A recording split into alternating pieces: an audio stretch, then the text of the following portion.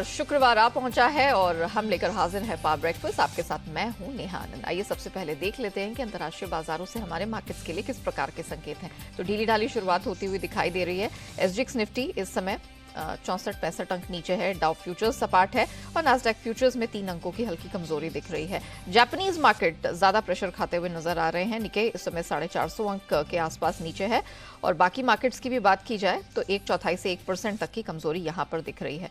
In fact commodity market की तेजी पर लगा है ब्रेक और खासतौर से कच्चा तेल जो लगातार 3 दिनों से बढ़ रहा था वो फिसलता हुआ वापस से नजर आया है। बुलियंस और मेटल्स भी फिसले। क्या हुआ एग्जैक्टली इंटरनेशनल मार्केट में, कौन से महत्वपूर्ण ट्रिगर्स निकल कर आ रहे हैं जिन पर आपको रखनी है नजर, सब पर बात करने के लिए मेरे सहयोगी नुपुर हमारे साथ इस वक्त जुड़ चुकी हैं।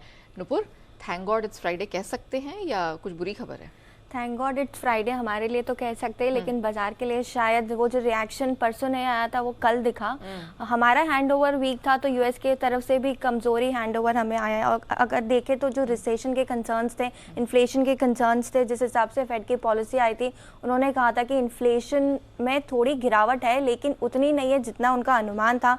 तो वो जो डर था, जो मंदी का डर है, वो कल हमने बाजार में देखा। एक डाउ में करीबन 900 अंक की गिरावट थी। इंट्राडे का अगर हम चार्ट देखेंगे और बंद भी हुए तो करीबन 2.25% गिरकर बंद हुए थे। और नैस्डैक में देखें तो 3% की गिरावट आपको नजर आएगी। S&P 500 में भी 3% की गिरावट दिखेगी। इनफैक्ट S&P 500 का जो पूरा यूनिवर्स है उसमें सिर्फ 14 कल ऐसे स्टॉक्स थे जो हरे निशान में ट्रेड कर रहे थे।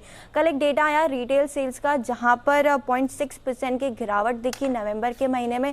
बाजार अनुमान लेके चल रहा था कि 0.3% की गिरावट यहाँ पर हो सकती है, तो ये बढ़कर आया। यहाँ पे आपको क्लियरली इन्फ्लेशन का एक कंसर्न दिखेगा। इस पे हमने कल रिएक्शन देखा और जिस हिसाब से फेड ने इंडिकेट किया है कि आगे चलकर भी अगले साल भी रेट हाइक्स हो सकती है, तो अब ये अनुमान है कि कम से कम 2 से 3 रेट हाइक्स हम अगले साल देख सकते हैं, क्योंकि उन्होंने यही कहा है कि 2024 तक कोई वहाँ पे कटौती नहीं की जाएगी जब रेट हाइक्स की बात आती है। तो अगर इंडिविजुअल स्टॉक्स की भी बात करें तो काफ़ी ज़्यादा दबाव था कल। फाइनेंशियल स्टॉक्स हो, टेक स्टॉक्स हो, हर तरफ आपको दबाव नजर आया था। एप्पल, अल्फाबेट, अमेजन और माइक्रोसॉफ्ट में करीबन 3 से 4% की आपको कल गिरावट दिखेगी। नेटफ्लिक्स के स्टॉक में कल 8.5-9% की गिरावट थी, क्योंकि वहाँ पर रिपोर्ट्स निकल के आई है कि कंपनी के जो व्यूअरशिप टारगेट्स है वो मिस अगर होते हैं तो वो अपने जो एडवर्टाइजर्स हैं उन्हें वो अपने पैसे वापस कर देंगे। तो ये इस खबर के चलते इस स्टॉक पे काफ़ी ज़्यादा दबाव दिखा था।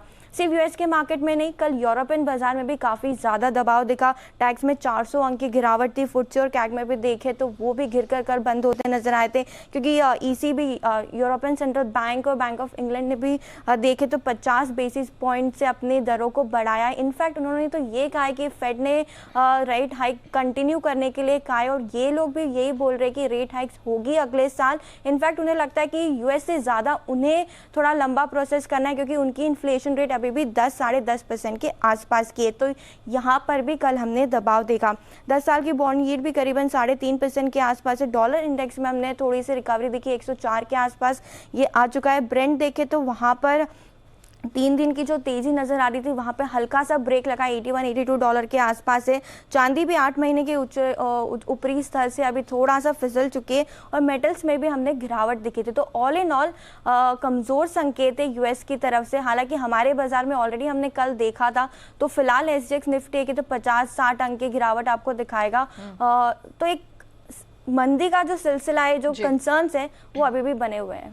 ओके, तो यहाँ पर थोड़ी सी पिक्चर इतनी अच्छी नहीं है जैसा कि हम एक्सपेक्ट करके चल रहे थे, लेकिन आइए देख लेते हैं कि गुरुवार को यानी कि कल संस्थागत निवेशकों का प्रदर्शन कैसा रहा है। तो यहाँ पर हमने काफी समय से एक मिक्स बैग रिएक्शन या परफॉर्मेंस आता हुआ देखा है। इस बार हम देख रहे हैं कि एफआईआईज की कैश स्पेस में बिकवाली निकल कर आई है। 700 करोड़ के आसपास का आंकड़ा है, लेकिन एफएनओ स्पेस में दमदार खरीदी है। 32 करोड़ के आसपास की खरीदारी का आंकड़ा है और घरेलू संस्थागत निवेशक लगातार कोशिश कर रहे हैं और खरीदारी 260 करोड़ की दर्ज हुई है। अब जिस प्रकार के संकेत अंतर्राष्ट्रीय बाजार से मिल रहे हैं, उन सबके बीच हमारे मार्केट्स में आज क्या रणनीति अपनानी है, सब पर बात करने के लिए जी बिजनेस के मैनेजिंग एडिटर अनिल सिंह भी हमारे साथ जुड़ चुके हैं।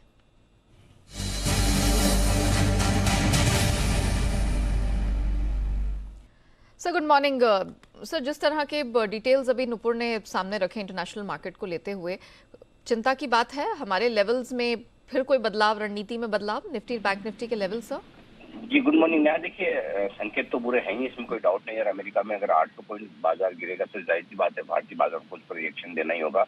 और जो गिरावट हुई है उम्मीद से दर से कहीं ज्यादा होती हुई दिखी है। तो ये संकेत तो एकदम साफ है आपके लिए। जहाँ तक हमारे बाजारों का सवाल है, कुछ कमजोरी हम कल ही देख चुके थे।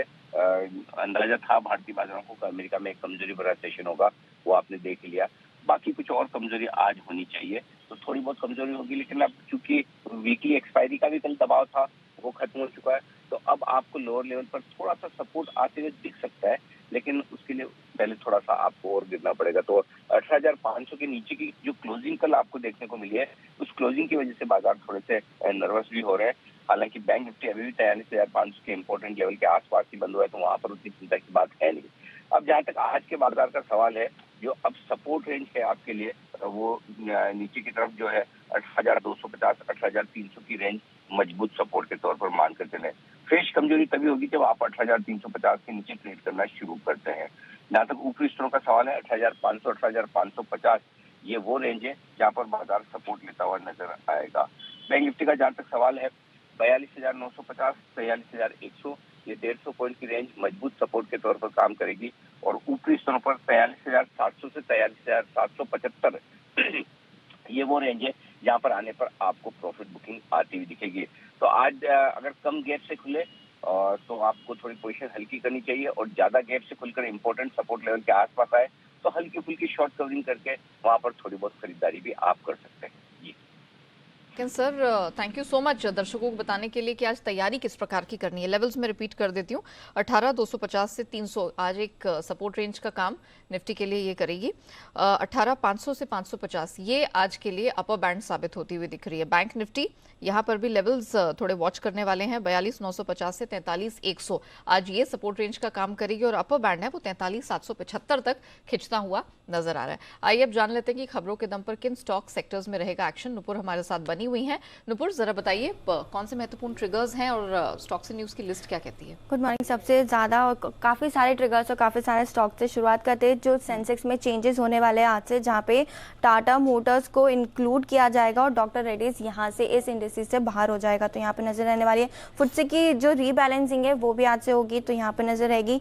आज से लिस्ट होने वाले जितने भी शेयर है वो सीधे T+1 में जुड़ेंगे, तो ये एक इंपॉर्टेंट खबर है।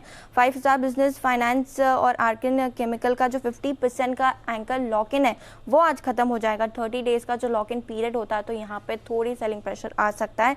घरवाले टेक्निकल फाइबर्स, जहाँ पे बायबैक की जो प्रक्रिया है वो आज बंद होती नजर आएगी। करीबन 2.5 लाख शेयर्स यहाँ पे बायबैक में दिए गए और 3,750 का इसका बायबैक का प्राइस है। पटेल इंजीनियरिंग, जहाँ पे बोर्ड बैठा के राइट शेयर्स को लेके जहाँ पे फंड जुटाने पर कंपनी आज विचार कर सकती है। एक्सडेट के चलते अंजानी पोर्टलैंड सीमेंट, जहाँ पे राइट्स इशू को लेकर आज एडजस्टमेंट होने वाला है। RSWN, जहाँ पर 1:1 का राइट्स इशू, उसका भी आज एडजस्टमेंट होते नजर आएगा। ग्लॉस्टर, जहाँ पे बोनस इशू है 1:1 का। CL एजुकेट, यहाँ पर भी बोनस का एडजस्टमेंट होगा 1:1 के रेशियो में। स्टार हाउसिंग फाइनेंस में बोनस इशू भी है 1:1 का, और स्टॉक स्प्लिट भी है, तो इस स्टॉक पर भी आज नजर रहने वाली है। IPO की बात करें तो लैंडमार्क कार्स, जहाँ पर अभी तक करीबन 3 गुना से ये IPO भर चुका है, और एबल्स होल्डिंग, जहां पर करीबन 1 गुना से ये IPO भी अब भरता हुआ नजर आया है। न्यूज़ के लिहाज से आज GMM फॉडलर भी फोकस में रहने वाला है। रिपोर्ट से खबरें आ रही है कि आज एक ब्लॉक डील इस स्टॉक में हो सकती है। 1700 के भाव पर ये ब्लॉक डील आज संभव है। करीबन 1.34 करोड़ शेयर्स इस ब्लॉक डील में दिए जाएंगे। IRCTC, जिसका OFS चल रहा है, वहाँ पे ग्रीन च्यू ऑप्शन का इस्तेमाल करेगी सरकार, जहाँ पे जो नॉन रिटेल है वो सब्सक्रिप्शन के लिए दे सकते हैं, क्योंकि ये OFS करीबन 3 गुना से अब बढ़ चुका है। हिंदुस्तान फूड्स भी आज फोकस में रहने वाला है। कंपनी की जो फैसिलिटी है उसने एक करार किया है, तो ये एक पॉजिटिव न्यूज़ है, और इसके लिए 156 करोड़ का कैश कंसिडरेशन दिया जाएगा। शुगर स्टॉक्स भी आज फोकस में रहने वाले, क्योंकि वहाँ पर भी गवर्नमेंट की तरफ से एक बयान आया है कि एक्सपोर्ट्स को लेकर, जहाँ पे उन्होंने कहा है कि जनवरी के पहले चीनी एक्सपोर्ट कोटा में कोई भी बढ़ोतरी नहीं की जाएगी, तो आज शुगर स्टॉक्स भी फोकस में रहने वाले। और लास्ट में दीपक फर्टिलाइजर, जहां पे कंपनी की जो अपनी माइनिंग केमिकल और फर्टिलाइजर बिजनेस है उसे डीमर्ज करने के लिए एक अनाउंसमेंट किए, तो यहां पर भी नजर रहने वाली है।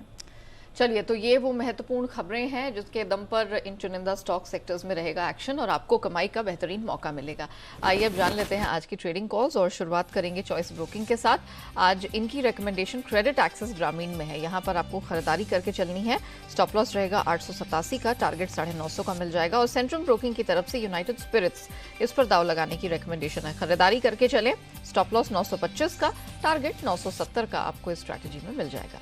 आइए अब जान लेते हैं कि आज के बाजार के लिए कौन सी खास रणनीति आपको अपनानी है। एक्सपर्ट्स की राय चुनिंदा स्टॉक्स सेक्टर्स में कैसी बन रही है, इस पर बात करने के लिए कोटक सिक्योरिटीज के श्रीकांत चौहान हमारे साथ जुड़ चुके हैं। श्रीकांत जी, गुड मॉर्निंग सर, बहुत स्वागत है। सबसे पहले तो ब्रॉडर मार्केट्स के बारे में बात कर लेते हैं। कल जिस तरह का हमने ब्रेकडाउन देखा, प्रेशर बनते देखा, आज क्या सलाह होगी Nifty bank Nifty? Good morning Neha ji. देखिए, वैसे कल के दिन में जो मार्केट ने फॉर्मेशन बनाया है वो एक इंडिकेशन दे रहा है कि यहाँ से हमें आने वाले कुछ दिनों तक और भी करेक्शन देखने मिलेगा। और बैंक निफ्टी लीजिए, निफ्टी लीजिए या निफ्टी आईटी इंडेक्स, तीनों में इक्वल वीकनेस दिख रहा है। यह है कि मार्केट में एक गिरावट तय है। तो हमें लगता है अगर यहाँ से कोई भी बाउंस बैक अगर आता है तो 18,500 18,600 के करीब बहुत ही बड़ा रेजिस्टेंस रहेगा। और जैसे कि मार्केट ने 18,700 से गिरते हुए 18,300 के लेवल से आज खुलते में वो अगर दिखाता है तो वहां पे स्लाइट एक रिबाउंड बन सकता है। बट ओवरऑल हमें लगता है इस एक्सपायरी में 18,000 के लेवल निफ्टी छू सकता है और 18,500 18,600 इस मार्केट के लिए रेजिस्टेंस रहेगा। बैंक निफ्टी के लिए हमें लगता है कि शायद एक बार ये भी एक बार 43,000 से लेकर 42,500 के लेवल बैंक निफ्टी भी दिखा सकता है। 44,000 के करीब काफी बड़ा रेजिस्टेंस है। बट बैंक निफ्टी में हमें ध्यान रखना है कि अगर मार्केट में बड़ी गिरावट आती है because of world market, because of any reason, तो हमें वहां पे कुछ ना कुछ खरीदारी के मौके तलाशने हैं। ओके। लेकिन चुनिंदा सेक्टर्स की बात करें, खासतौर से हमने हाल फिलहाल में देखा है कि जब जब मार्केट गिरता है या किसी करेक्शन की तरफ बढ़ता है, आईटी और मेटल यहाँ पर हम सबसे ज्यादा प्रेशर बनता हुआ देखते हैं। मतलब गिरावट को लीड करने में ये सबसे आगे होते हैं। कल आईटी स्पेस में हमने देखा भी अक्रॉस द बोर्ड भारी भरकम गिरावट थी। टेक महिंद्रा ने पूरी गिरावट को लीड किया है। मुझे बताइए कि आज भी प्रेशर रहेगा, एंड इफ यस, आप शॉर्ट्स के मौके यहाँ पर सजेस्ट करेंगे? बिल्कुल। तो देखिए, अगर इस पर्टिकुलर मार्केट को अगर काफी क्लोजली देखते हैं तो मार्केट कंप्लीटली यहाँ से अभी रिजल्ट सीजन तक वर्ल्ड मार्केट्स को यानी ग्लोबल मार्केट्स को फॉलो करेगा। और यूएस में जैसे कि एक गिरावट बनी है और जो इंटरेस्ट रेट का जो प्रेशर बढ़ते जा रहा है या रिसेशनरी शायद ट्रेंड आएगा, उसका सबसे बड़ा इम्पैक्ट कमोडिटीज पे आएगा और आईटी पे आएगा। और इसी वजह से हमें लगता है कि शायद इन लेवल से यहाँ से 15-20 दिनों तक अगर आप कुछ इन्हीं स्टॉक्स में शॉर्ट सेलिंग करते हो तो ज्यादा फायदा हो सकता है। टीसीएस हमें लगता है करंट लेवल से अगर शॉर्ट करते हैं तो 3300 के करीब अभी ये ट्रेड कर रहा है और यहाँ से अगर ये गिरता है तो शायद 3200 से लेकर 3150 के लेवल से छू सकता है। 3350 55 के करीब का स्टॉप लॉस रखना जरूरी है।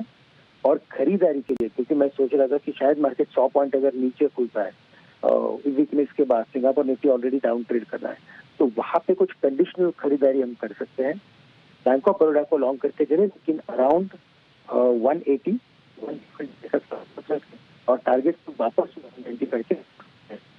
ओके, चलिए, तो स्टॉक स्पेसिफिक एक्शन भरपूर रहने वाला है। आईटी स्पेस और जो भी कमोडिटी लिंक्ड यहाँ सेक्टर्स हैं, स्टॉक्स हैं, ये दबाव में रहने वाले हैं आने वाले कुछ हफ्तों तक। तो इस एरिया को आपको ऐसे ही प्ले आउट करना है। लेकिन आज की recommendations, bank of Baroda, PSU banking space, जबरदस्त परफॉर्मेंस रहा है। चुनिंदा स्टॉक्स में अभी भी स्टीम दिख रहा है, उसका फायदा उठाइए। ये कंडीशनल बाय आज बैंक ऑफ बड़ौदा में आई है श्रीकांत जी की तरफ से, लेकिन सेल करके तो आईटी स्पेस के दिग्गज टीसीएस को। चलिए, आज शुरुआत एफआईआर से करते हैं और एफआई इन्वेस्टमेंट रिपोर्ट सबसे पहले आपके सामने रख देते हैं। बता देते हैं कि कौन सी फॉरेन ब्रोकरेजेस से आज एफआईआर निकल कर आई है। शुरुआत टाटा मोटर्स के साथ करेंगे क्योंकि सीएलएसए की रिकमेंडेशन यहां पर आई है। आउट परफॉर्म का स्टैंस है, लक्ष्य इन्होंने बढ़ा दिया है, 491 से 500 कर दिया है। एमएनएम, इस पर सीएलएसए की खरीद की सलाह है, यहां पर भी लक्ष्य बढ़ा दिया है, 1539 से बढ़ाकर 1558 कर दिया है। अब आते हैं एसबीआई पर। क्रेडिट स्विस का इस पे आउट परफॉर्म का स्टैंस है, टारगेट 730 का दिया है। वहीं आईसीआईसीआई बैंक पर क्रेडिट स्विस यहां पर भी आउट परफॉर्म का ही स्टैंस दे रहे हैं और टारगेट है 1075 का। चलिए अब बात करते हैं कमोडिटी बाजार की, और सबसे पहले आपको स्ट्रैटेजी दे उससे पहले आपको बता देते हैं कि क्या कुछ हुआ है कमोडिटी बाजार में। तो बीते सत्र में हमने देखा कि जो लगातार एक स्ट्रेंथ का फेस चल रहा था ग्लोबल कमोडिटी मार्केट में, जिससे घरेलू बाजार को भी सहारा मिल रहा था, उस पर कल हमने ब्रेक लगता हुआ देखा। कच्चा तेल लगातार 3 दिन बढ़ रहा था, उसके बाद यहाँ पर गिरावट हावी हुई है, और सोना जो कि 6 महीने और चांदी 8 महीने की ऊंचाई पर थी, वहां से सोना चांदी भी फिसलते दिखे हैं। और मेटल्स की भी बात करें 1 से 2 हफ्ते के लोस पर ही ट्रेड करते हुए नजर आए हैं। अब स्ट्रैटेजीज क्या है वो मैं आपके सामने रख देती हूँ। ओके, मुझे बताया जा रहा है एसएमसी कॉमट्रेड की वंदना भारती अब हमारे साथ कमोडिटी की स्ट्रैटेजीज लेकर जुड़ चुकी है। वंदना, गुड मॉर्निंग। सबसे पहले तो एनर्जी स्पेस पर ही बात कर लेते हैं, जो 3 दिन की तेजी पर ब्रेक लगा है। मैं कच्चे तेल पर फोकस कर रही हूँ, यहाँ पर अब क्या करना है आज? जी नेहा, ब्रेक तो यहाँ पे लगा है और डॉलर इंडेक्स में जिस तरीके का उछाल आ रहा है उसका भी एक इम्पैक्ट आ रहा है। यहाँ पे एक बेस बनता हुआ सा दिख रहा है 103 104 के बीच में। मेरे ख्याल से जो क्लैरिटी है वो नेचुरल गैस में ज्यादा है, तो हमें वो प्रेफर करना चाहिए। कोल्ड बर्स्ट है यहाँ पे यूरोपियन यूनियन में और नदर्न हेमिस्फीयर में, तो उसका एक फायदा मिल सकता है इसे। 540 के करीब एक टेक्निकल लेवल अचीव करे तो ही यहाँ पे बाय करनी चाहिए। 565 का टारगेट रखना होगा, स्टॉप लॉस यहाँ जरूर लगाना होगा इससे 530 का। और क्रूड में मुझे लग रहा है कि थोड़ा सा आज के दिन में नेहा रेंज बाउंड मूवमेंट हो सकता है, और अभी जो ट्रिगर्स हैं वो अभी मिक्स ट्रिगर्स यहाँ पे ज्यादा आ रहे हैं क्रूड ऑयल के। अच्छा, अब बुलियन में क्या किया जाए? तेजी अब इस साल के लिए क्या खत्म हो चुकी है, या ये बस एक ब्रीदर ले रहे हैं सोना चांदी? कह सकते हैं नेहा कि थोड़ा सा यहाँ पे ब्रीदर ले रहे हैं, लेकिन बहुत ज्यादा अब एग्रेसिव मूव की यहाँ पे एक्सपेक्टेशन नहीं है। और काफी हीटअप हो गई थी रैली, तो ईयर एंड से पहले, वाइंड अप होने से पहले मुझे लग रहा है कि हेज फंड यहाँ पे पोजीशन को वाइंड अप करेंगे। एक इम्पैक्ट यहाँ पे आएगा, गोल्ड में सेल करना चाहिए यहाँ पे 54,150 के करीब। इस पर लग रहा है कि 54,000 के लेवल्स टूट सकते हैं यहाँ पे, तो टारगेट होगा 53,900 का। स्टॉप लॉस यहाँ पे लगाना होगा 54,250, लेकिन बहुत ज्यादा पैनिक सेलिंग मुझे एक्सपेक्टेड नहीं है बुलियन काउंटर में यहाँ। ओके, पैनिक सेलिंग नहीं है, लेकिन इंटरेस्टिंगली हम देख रहे हैं कि जो करंट कॉन्ट्रैक्ट है चांदी का इंटरनेशनल मार्केट में वो $23 के नीचे लुढ़क गया है, तो वहां पर कूल ऑफ है। बहुत तेजी से बढ़ी भी थी चांदी, तो कूल ऑफ इस कमोडिटी में दिखता भी है वैसे ही। अच्छा, अब बात जरा बेस मेटल्स की कर लेते हैं, क्योंकि धीरे धीरे ही सही चाइना रीओपनिंग की स्टोरी से इनको भी बल मिल रहा था। डॉलर इंडेक्स भी थोड़ा सा प्रेशर में था, तो उसी सहारे ये चढ़ भी रहे थे, लेकिन कल हमने अच्छा खासा करेक्शन देखा है। कॉपर $300 ऊपर से नीचे आया है। एल्यूमिनियम, जिंक में भी ऑलमोस्ट 1 से 2 हफ्ते की करेक्शन लो लेवल्स पर ट्रेड हो रहा है। यहाँ क्या किया जाए? जी नेहा, बहुत सही कहा आपने। कल एक डेटा आया था चाइना से इंडस्ट्रियल प्रोडक्शन का, 5.5 था, 3.5 एक्सपेक्टेशन था, और वो एक्चुअल आया 2.2%। इसने काफी सेंटिमेंट्स को वीक किया, क्योंकि चाइना से अभी उम्मीद थी बेस मेटल काउंटर को कि रीओपन होने से यहाँ पे पॉजिटिव संकेत बनेंगे, लेकिन वहाँ ये डेटा ने काफी परेशान किया बेस मेटल मार्केट को, और लगातार हम लोगों ने फॉल आता हुआ देखा। मुझे लग रहा है नेहा कि थोड़ा सा फॉल अभी यहाँ पे और आ सकता है। अगर कॉपर की बात की जाए तो मुझे लग रहा है कि एक बार 698 697 तक आएगा, लेकिन बहुत ज्यादा गिरावट यहाँ पे बेस मेटल काउंटर में नहीं है। जिंक में मुझे लग रहा है कि 278 तक के जो लेवल्स है वो यहाँ पे आ सकते हैं, और शॉर्ट टर्म के लिए मुझे लग रहा है कि जो भी अभी करेक्शन आएगा एक बार फिर से बाइंग जो है डिप पे वो बन सकती है। तो इंट्राडे सेलिंग है, शॉर्ट टर्म में फिर से बाइंग ही रहेगी। अब डॉलर इंडेक्स वैसे तो अपने 14 साल की ऊंचाई से काफी ज्यादा हल्का हो चुका है। 104, 103 और 105 के बीच में फंस कर रह गया है। साल का अंत आपको डॉलर इंडेक्स में कहाँ होता दिख रहा है, और अब क्या यहाँ से डाउनवर्ड का ही रास्ता इसके सामने बचा है? जी नेहा, आप कह सकते हैं। देखा जाए तो बहुत ही ज्यादा हॉकिश स्टेटमेंट था, इसने पूरा सिनेरियो ही चेंज कर दिया मार्केट का। सेकेंड हाफ में रेट कट की यहाँ पे उम्मीद थी, लेकिन यहाँ पे आया कि पूरे साल हो सकता है कि रेट कट ना हो। इसके बावजूद नेहा आप देखिए कि स्ट्रेंज फैक्टर था कि डॉलर इंडेक्स ने इसे बिल्कुल इग्नोर करा है, और लगातार यहाँ पे एक डाउनसाइड मूवमेंट ही देखने को मिला है। तो मार्केट का ज्यादा जो ध्यान है वो रिसेशन पे है, और इसकी वजह से यहाँ पे इसके इंडेक्स में बहुत ज्यादा जो स्ट्रॉन्ग बाइंग थी वो नहीं आई है। नेहा, मुझे लग रहा है अगर थोड़ा सा हम ज्यादा लंबा ध्यान दें, यानी कि 1 से 2 महीने का, तो मुझे लग रहा है कि एक बार 100 टूटना चाहिए डॉलर इंडेक्स में। अपसाइड कहीं भी मुझे नहीं लग रहा है कि 106 से ऊपर इसे स्टेबल होना चाहिए। तो कह सकते हैं कि सेलेक्ट हाई की जो स्ट्रैटेजी है वो यहाँ पे होनी चाहिए, और लॉन्ग टर्म में मुझे लग रहा है कि फॉर द टाइम बिंग एक बार ये 100 का जो लेवल है वो तोड़ सकता है। ठीक है, तो डॉलर इंडेक्स में अब पोजिशनल टर्म के लिहाज से तो प्रेशर ही बनता दिख रहा है, और एक दायरा जो अब रेजिस्टेंस से ऊपर 106 के पास बन गया है क्लियरली। चलिए, थैंक यू सो मच वंदना जी हमारे साथ जुड़ने के लिए, बताने के लिए कि कमोडिटी स्पेस में कहाँ कहाँ है कमाई के मौके।